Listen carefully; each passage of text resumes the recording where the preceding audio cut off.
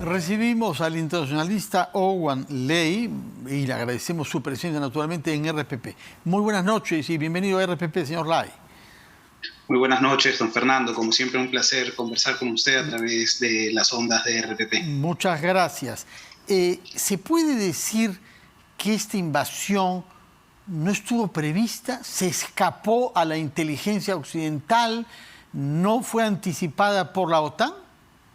No es posible decir eso, dado que los Estados Unidos durante los últimos días de esta semana estuvo advirtiendo constantemente los diferentes movimientos de las tropas rusas hacia la frontera con Ucrania. Bueno, pero comenzó a hacerlo cuando habían ya 130.000 soldados rusos bordeando Ucrania. Eso no es anticipar nada, eso es tomar nota de una realidad fáctica en el terreno, ¿no?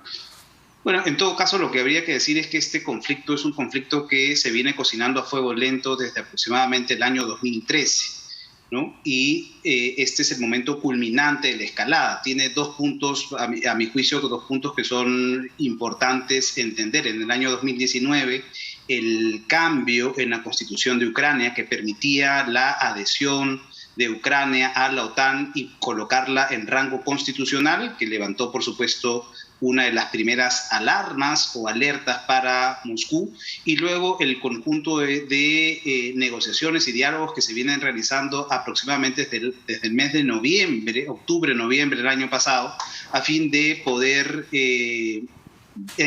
encaminar, digamos, las negociaciones y la posibilidad desde Moscú del bloqueo de el deseo de Kiev por pertenecer a la OTAN.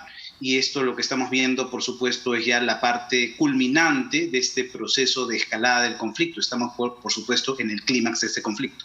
¿Fue un error el no haber establecido claramente que Ucrania no sería nunca miembro de la OTAN?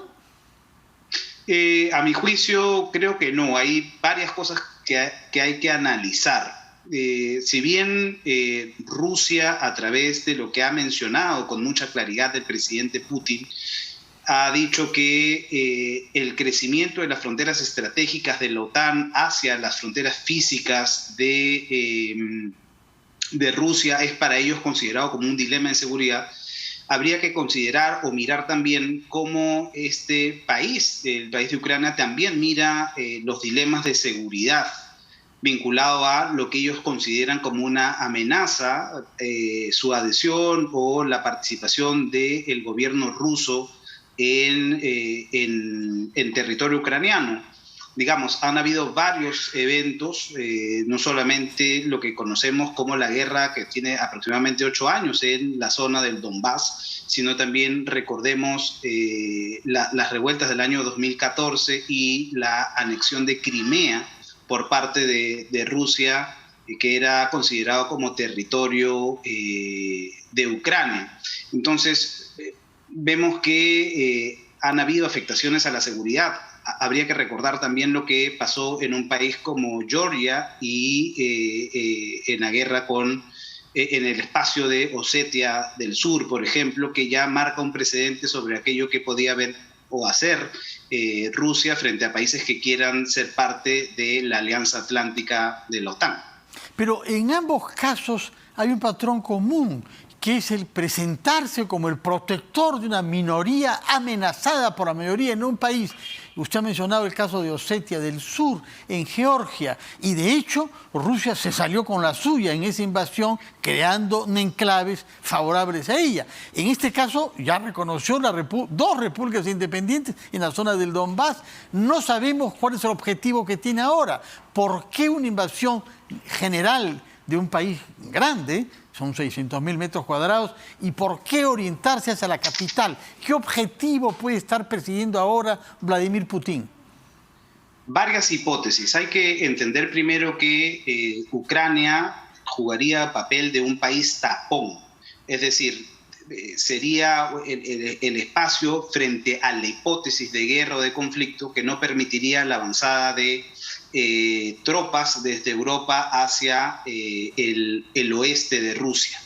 Entonces ahí hay una primera explicación de la importancia geoestratégica de Ucrania junto con Bielorrusia, porque recordemos que los otros países que se encuentran en el norte, en esa misma franja, que es Estonia, Letonia y Lituania, ya son parte de la OTAN, entonces se encuentran ellos protegidos. Esta es la última parte que Rusia espera que en esta franja de límite geográfico entre Asia y Europa no pueda tener un espacio la OTAN. Entonces está cuidando mucho que tanto Bielorrusia como Ucrania no se presenten en este espacio. Esto es por un lado.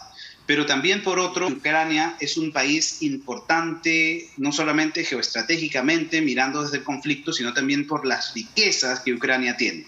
Ucrania es un país rico en uranio, que es el principal motor, digamos, para toda la energía nuclear. Es también rico en titanio, en hierro, en mercurio, en gas también, por supuesto, no tanto como lo es Rusia, pero además también tiene un gran potencial agrícola. Entonces, es un país estratégico también para el desarrollo de un conjunto de actividades.